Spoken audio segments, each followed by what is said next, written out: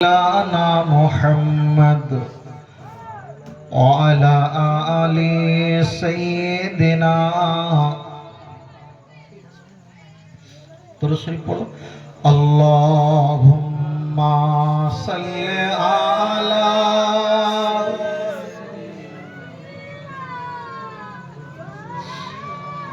وعلى آل سيدنا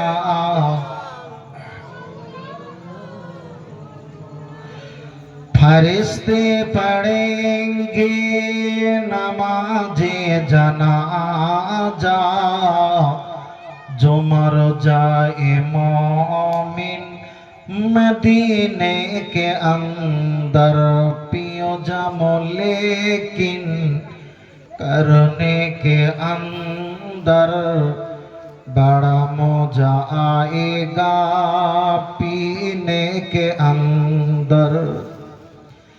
तमन्ना है मेरी सीने के अंदर मुझे मौत आए मदीने के अंदर। अल्लाहुम्मा सल्ले आला सय्यिदिना मौलाना मुहम्मद ওয়ালা আলি।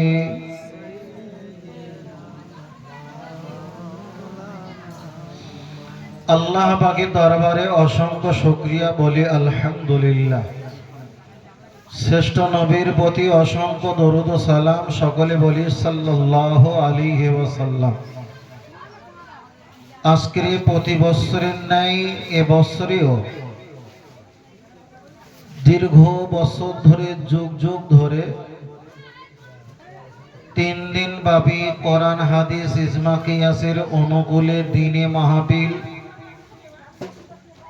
ইজমা কিয়াসের অনুকূলে ইসলামিক জলসা আল্লাহ আমাদের যাদেরকে হাজির করিয়েছেন, যারা আসছেন আওয়াজ শুনছেন, আল্লাহ আমাদের প্রত্যেককে হেদায়েত দান করেন, বলুন আমিন।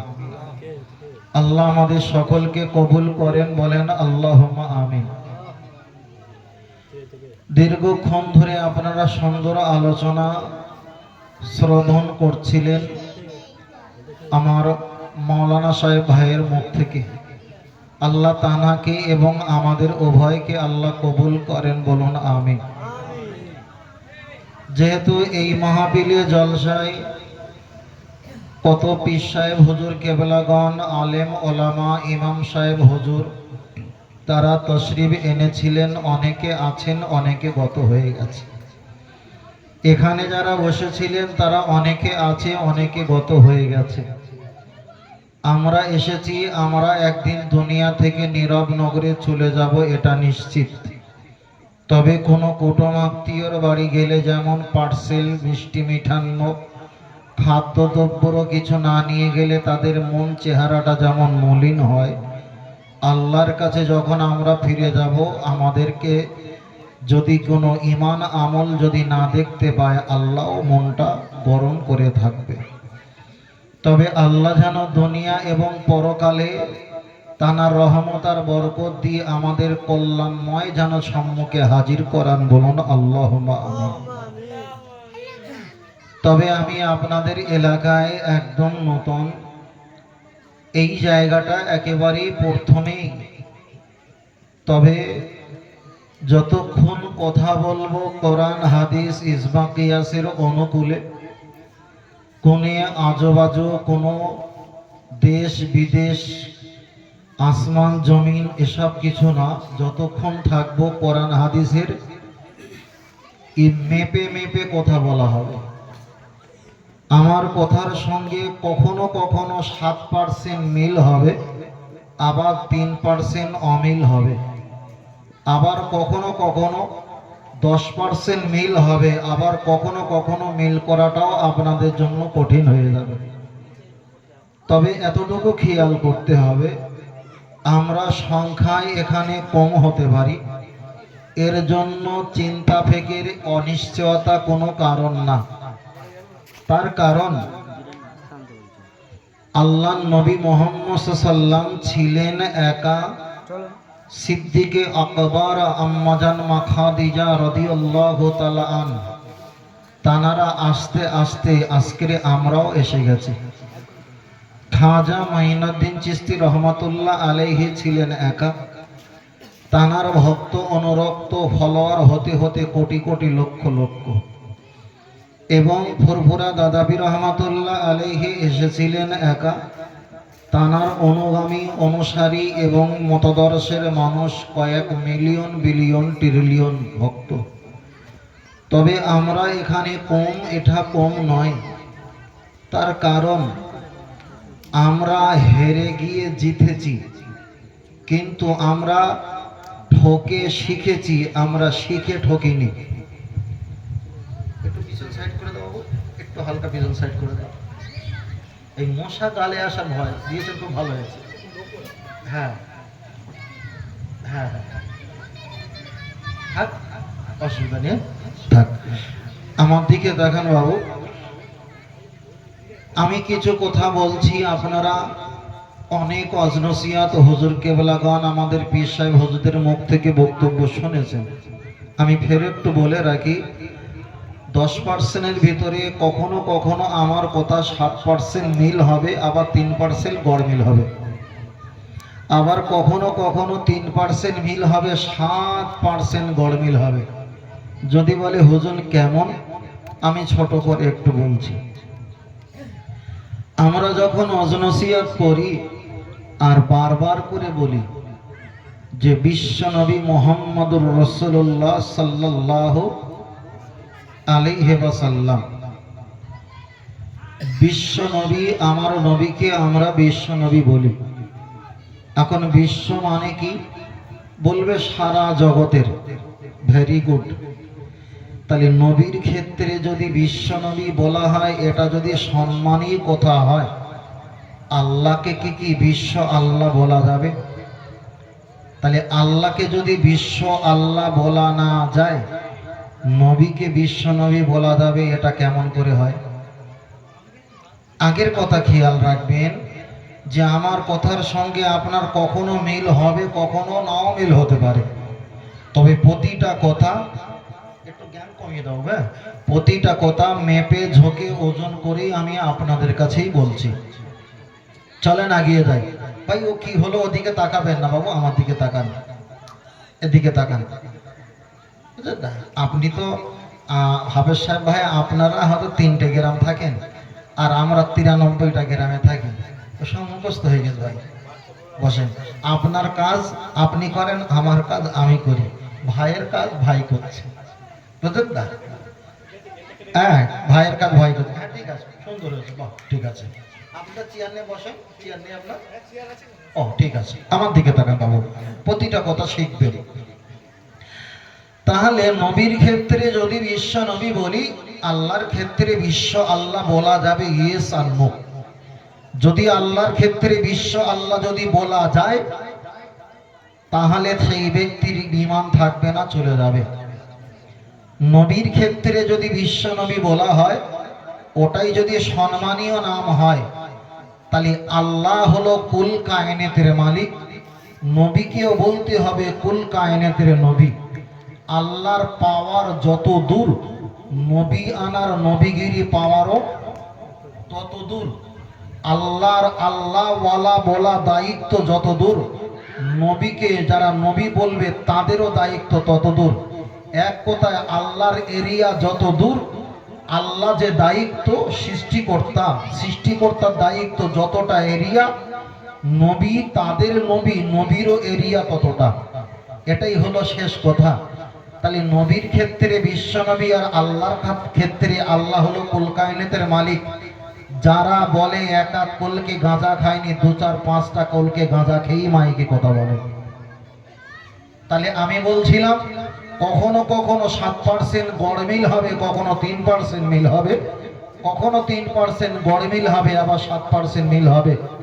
বড় ভাই, লাইভে আপনি অজনসিয়া শুনেছেন, বিশ্বনবী বলে অনেক হুজুর আলেম বক্তা মুফাসসির হাদিস মুফতি চিল্লাচিল্লি করে, একবারও মাইকে বলেছে যে বিশ্বনবী বলা সঠিক কি বেঠিক? চলেন আরেকটা যাই। মুহাম্মদ সাল্লাল্লাহু আলাইহি ওয়াসাল্লাম সম্পর্কে বলছি, আমরা ওয়াজ নসিহত করি পৃথিবীতে নবী এসেছিল, নবী রসুল মিলে 1 লাখ মতান্তরে 2,24,000 অথবা 42,000 নবী রসুল এসেছিল। Very good. মানুষের ভুল হয় 1 থেকে 2, 2 থেকে 4, কিন্তু 1 লাখ মতান্তরে 2 লাখ, 1 লাখ অথবা 2 লাখ, এটা কি ভুল বলে? আবার বলছে 24 অথবা 42,000 নবী রসুল এসেছিল, মানে একটাও ঠিক না। 1 লাখ থেকে 2 লাখ চলে গেছে, এটাও সন্দেহ। 24 থেকে 42,000 এটাও সন্দেহ। পৃথিবীর কোনো হাদিস কোরআনে লেখা নেই যে 1 লাখ, 2 লাখ, 24, 42 এত নবী রসুল আমি দুনিয়াতে পাঠিয়েছি।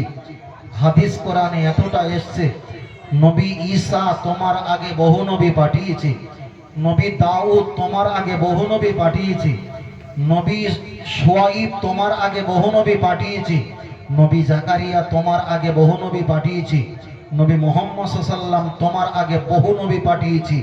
আল্লাহ বহু বচন ব্যবহার করেছে। 1 লাখ, 2 লাখ, 24, 42 মতান্তর এরকম লেখা পৃথিবীর কোন হাদিসে নেই। একটু বুঝতে পারছেন ভাই? বিষয়টা খেয়াল রাখেন। তাহলে হলো দুটো। তৃতীয় নাম্বার আগিয়ে যাই। তৃতীয় নাম্বার হলো 18,000 মাখলুকাতের মালিক হলো কে? আল্লাহ। 18,000 মাখলুকাতের মালিক যদি আল্লাহ হয়, পানির উপরে কিছু হাজার আর পানির তলা, পানির ভিতরে কিছু হাজার প্রাণী মিলে 18,000। বিজ্ঞানিকরা রিসার্চ করে দেখছে আমাদের নিটল ডিটেক্টর মেশিনে কম বেশি 3 লক্ষ সৃষ্টি প্রাণী ধরা পড়েছে। কত লক্ষ? 3 লক্ষ। তাহলে 18,000 প্রাণীর মালিক যদি আল্লাহ হয়, আর বাদ বাকি কয়েক লক্ষ প্রাণী আছে, প্রাণীর মালিককে কেমন এটা লাগছেন আমার কথাগুলো? এ মালিককে আবু যারা এগুলো বলে, হুজুর বলেছে তাই বলে, এগুলো যারা বলে ইমাম সাহেব বলেছে তাই বলে, এগুলো যারা বলে শুনেছে তাই বলে, আদু ওর বাপ কো বড়িনি, ও জীবনে কেরা পড়েনি। খুব সাবধান। এবার যদি বলেন হুজুর এগুলো কি এতগুলো মানুষ সবাই কি ভুল বলে? সবাই কি ভুল বলে? তাহলে আর একটা লজিক বলি। আমার কথা শুনতে পাচ্ছ তো ভাই? আর একটা বলি। ফুরফুরা দাদাপি রহমাতুল্লাহ আলাইহে, বসিরাট আল্লামা রুহুল আমিন রহমাতুল্লাহ আলাইহে, এনাদের মতো জ্ঞানী মানুষ এই মুহূর্তে আমাদের বাংলায় আছে বলে কি মনে হয়? শেষ কথা নেই। দাদা হুজুর পীর কেবলার অনুমোদিত বসিরাট আল্লামা হুজুর একটা কিতাব লিখেছে। কিতাবটার নাম হলো মিলাদে মুস্তাফা। ওই মিলাদে মুস্তাফা কিতাবে এসেছে আমার নবী যখন দুনিয়াতে আগমন হয়েছিল, আমরা বলি নবী সেজদায় পড়ে উম্মতি উম্মতি বলে কান্নাকাটি করেছিল। শুনেছি, আগের কথা বলেছি। আমার দাদা হুজুর আর বসিরাট হুজুরের মতো জ্ঞানী এখন বাংলায় নেই। তাহলে বসিরাট দাদা হুজুর পীর কেবলা বলেছেন, বসিরাট আল্লামা হুজুর তিনি লিখেছেন, কিতাবটার নাম হলো মিলাদে মুস্তাফা। দাম যত সম্ভব 35 টাকা দাম। পৃষ্ঠা নাম্বার খেয়াল নেই। ওতেই বসিরাট হুজুর লিখেছে নবী দুনিয়াতে যখন এসেছিলেন তখন ইয়া উম্মাতি উম্মাতি বলে কেঁদেছে, এমন কোন হাদিসের প্রমাণ পাওয়া যায় না। তবে নবী যখন দুনিয়াতে এসেছিলেন সেজদা হালাতে, हर किस्म से सब तारीफ अल्लाह ताला का लाइक है, समस्त प्रशंसा महान আল্লাহর। আমার নবী এসে শুকরিয়া আদায় করেছিল একমাত্র আল্লাহর। কে বলেছে? দাদা হুজুর বলেছে। লিখেছে কে? বসিরাট হুজুর লিখেছে। সেজদায় পড়ে উম্মতি বলিনি, আল্লাহ শুকরিয়া আদায় করেছিল। আর আমি যদি বলি নবী প্রথম দুনিয়াতে এসে সেজদায় পড়ে উম্মতি উম্মতি বলে কেঁদেছিল, এখন কোনটা নেব? কথা বুঝতে পারছেন? এখন কোনটা নেব? এখন যদি আমি দাদা হুজুর পীর কেবলা বসিরাট হুজুরের কথাটা নেই তাহলে এদের কথাটা মিথ্যা, আর যদি এদের কথাটা নেই তাহলে বসিরাট হুজুর আর দাদা হুজুরের কথাটা মিথ্যা। আমি সবকটা কিতাবের নাম বলেছি, দাম বলেছি, পৃষ্ঠাটাতে খেয়াল নেই। চলেন আর একটা কথা বলি। নামাজ যখন আমরা পড়ি অসজুদু লিল্লাহ, আল্লাহ নামে যখন আমরা সেজদা দেই, সেজদা যখন দেওয়া হয়, পৃথিবীর যেখানেই সেজদা দাও না কেন, আমার আল্লাহর কুদরতি পায়ের কাছে সেজদাটা হাজির হয়। আর কাও মার রাকিব, তোমরা যার সঙ্গেই রুকু করো না কেন, রুকুকারীটা আল্লাহর পক্ষেই হয়। তাহলে সেজদা আর রুকু যদি আল্লাহর কাছে দেওয়া হয়, সেজদা দেওয়ার সময় আমরা আগে কপাল দেই না নাক দেই? বড় ভাই একটু আওয়াজ দাও। নাক দেই। নাক দেওয়ার কথা হাদিস শরীফে এসেছে, কিন্তু বসিরাট আল্লামা হুজুর লিখেছে, দাদা হুজুর পীর কেবলা বলেছেন, বইটা হলো নামাজ শিক্ষা, পৃষ্ঠার হলো 117, ডান দিকের পৃষ্ঠার দাম হলো পাইকারি কিনতে গেলে 50 টাকা, আর এমনি দোকানে বিক্রি হয় 60 টাকা। ওই নামাজ শিক্ষা 117 নম্বর পৃষ্ঠায় দাদা হুজুর বলেছেন, বসিরাট হুজুর লিখেছেন, তোমরা যখন সেজদা দেবে প্রথমে তোমরা কপালটাই আগে ঠেকাবে। এবারে আমি যদি বলি যে কপাল আগে দিতে হবে, নাক আগে দেওয়া যাবে না, এটা হাদিসে আছে, তারা মানো। আমরা যে ব্র্যান্ডেড কোম্পানির মাল কেনাকাটা করি, আমরা তাদের কথা শুনে আমরা প্রথমে সেজদা দিই। আগের কথা খেয়াল আছে, এমন কিছু সত্য বাণী আছে 10%-এর ভিতরে 7% মেনে নেওয়া কঠিন হয় না? হয় না? হয়।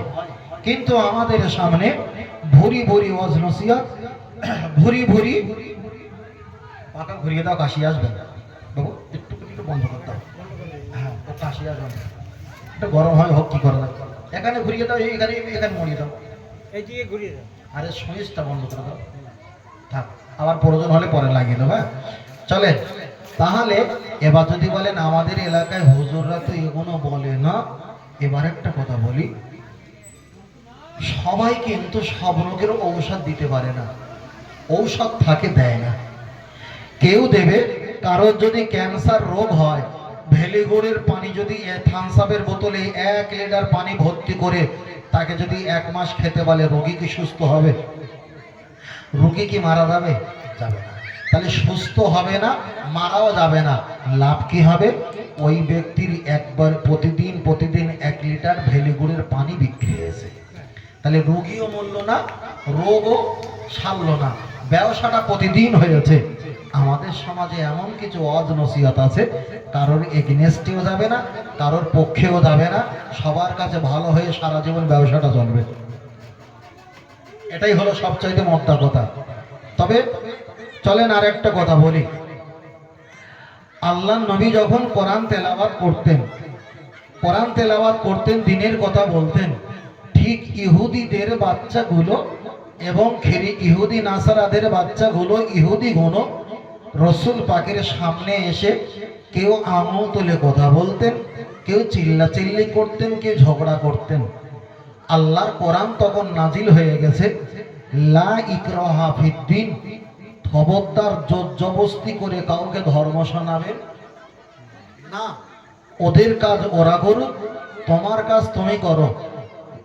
লাকুম দীনুকুম ওয়ালিয়া দীন, ওরা ওদের জায়গায় থাকুক, তুমি তোমার জায়গা থাকো।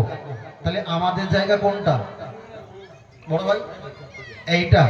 আর ওদের জায়গা কোনটা? ওইটা। তাহলে ওরা ওদের জায়গা থাকুক, আমরা আমাদের জায়গায় থাকবো।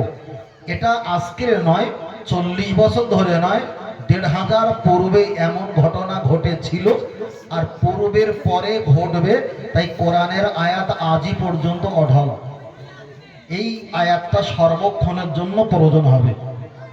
চলেন আর একটা বলি, মুহাম্মদ সাল্লাল্লাহু আলাইহি ওয়াসাল্লাম যখন কোনো ধর্মের বাণী শোনাতেন, তখন ওরা বড় বড় দোকান নিয়ে, দেবদেবী নিয়ে পাশে ব্যবসা করতেন, আর কাস্টমারকে চিল্লাচিল্লি করে, হকারি করে দাম দমা করতেন, আর কম বেশি পয়সা হওয়ার জন্য তাদের সঙ্গে ঝগড়া করতেন। উদ্দেশ্য মাল বিক্রি করা না, উদ্দেশ্য ঝগড়া না, উদ্দেশ্য এখান থেকে রিমুভ করে মুখটা ওদের দিকে ঘোরানো, ওদের দিকে ঘোরানো। তাই কোরআন শরীফের আয়াত নাজিল হয়ে গেছে, হাদিস বিবরণ দিয়েছে, তোমরা যখন কিয়াম করবে, মানে নামাজে যখন দাঁড়াবে, খুশু খুজু, কে কত দাম বলেছে, কে কার সঙ্গে ঝগড়া করছে, এদিকে তাকাবে না, খুশু খুজু। তোমরা লিল্লাহে আল্লাহর দিকে ধ্যান করে তোমরা ইবাদত করো। তাহলে খুশু খুজু শুধু নামাজের জন্য নির্দিষ্ট নয়, সর্ব ইবাদতের জন্য খুশু খুজু হওয়া লাগবে। কথাটা ক্লিয়ার? আমার কথা অসুস্থ বোধ করছেন বাবু? ভালো করে শোনেন। তাহলে নামাজের জন্য একদম মন স্থির করে নামাজ পড়াটা এটা খুশু খুজু না, সর্ব ইবাদতে মন স্থির করে থাকাটাই হলো খুশু খুজু। আপনি যখন ভাত খাবেন, হালাল খাওয়াটা ফরজ, দোয়া পড়েছেন, সুন্নতি তরিকায় খাচ্ছেন, মোবাইলের দিকে তাকাবেন না, খাবার ধ্যানে খাবেন, একে বলা হয় খুশু খুজু। আর যদি আমি মোবাইলের দিকে তাকাই আর খাই, তাহলে আমার খুশু খুজু থাকবে না। ঠিক নামাজ তেমন, ওয়াজও তেমন। বাড়ির পরিবারের সঙ্গে যখন কথা বলবে, মায়ের সঙ্গে সাইডে রিংটোন বাজছে মোবাইলের, সাইডে বিবি ডাকছে, শুধু একটু ইশারা করে বলো আসছি, চোখ থাকবে বাপ আর মায়ের দিকে, একে বলা হয় বাপ মায়ের প্রতি খুশু খুজু মহব্বত।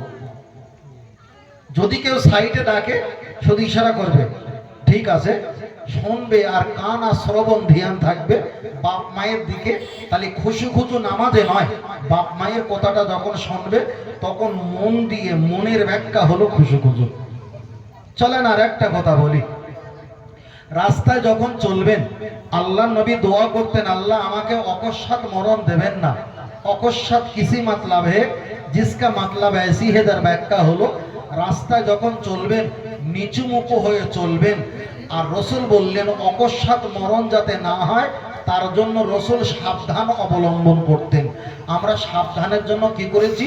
দুই সাইডে লুকিং গ্লাস রেখেছি, সামনে একটা লুকিং গ্লাস রেখেছি, ব্রেক রেখেছি, হরেন রেখেছি। এটা হলো সাবধান অবলম্বন করা। তাহলে এটাও শরিয়াতে জায়েজ।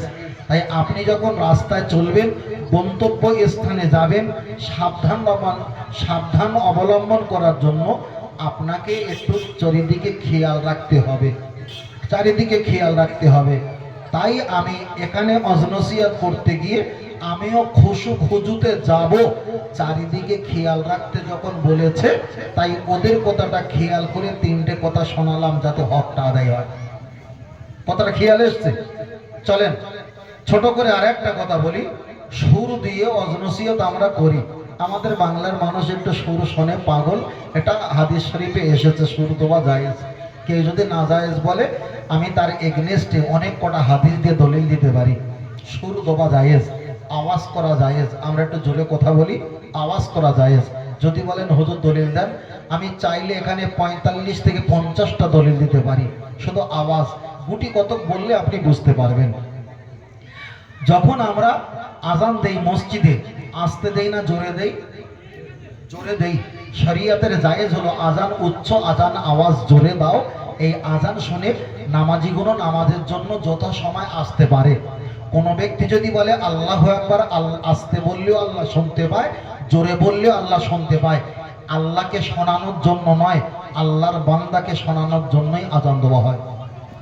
তাহলে আওয়াজের প্রয়োজন আছে। দ্বিতীয় নাম্বার, বাচ্চা যখন ভূমিষ্ঠ হবে, একদিকে আজান দাও, একদিকে একামত দাও।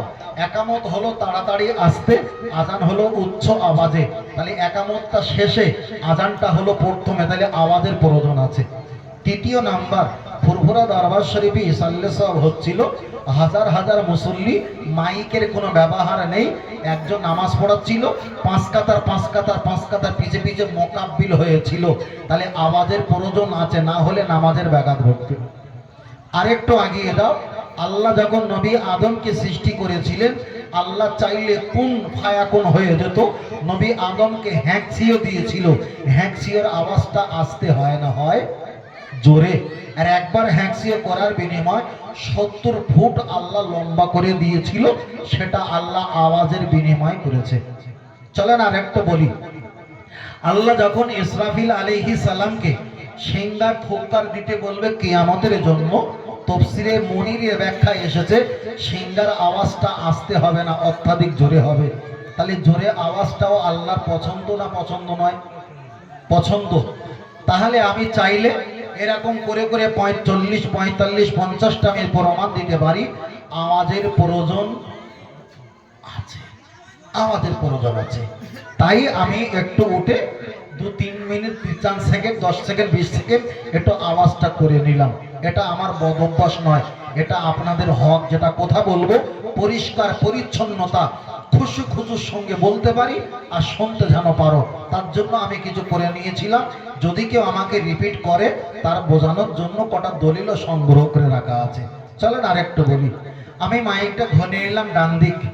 ডান দিক আমার একটা হাতে ঘড়ি আছে বাবু ভাই, এটা আছে ডান হাতে। ডান হাতে মসজিদের মেম্বার ভার করতে হয় কোন দিকে? ডান দিক। ইমাম সাহেব প্রথম সালাম ফিরায় ডান দিক। যখন মসজিদের কাতার ভার করতে হয় ডান দিক, ইমাম সাহেব সালাম ফিরায় ডান দিক। ঘুমাতে গেলে ডান দিক, মসজিদে উঠতে গেলে ডান পা, পায়খানা ঘর থেকে নামতে গেলে ডান পা, কিছু খাওয়া দাওয়া নেওয়া দেওয়া সেটাও ডান হাতে। মা হালিমা দুধ পান করেছিলেন আমার নবী, সেটা কোন দিকের স্থান? ডান দিকের স্থান। মরক্কো, সৌদি, ফিলিস্তিন, দুবা, কুয়েত উপকূল সাগরে, মক্কা আর মদিনা শরীফে যত গাড়ির স্টার্টিং বাম দিকে, সাইড নেওয়া হয় ডান দিক।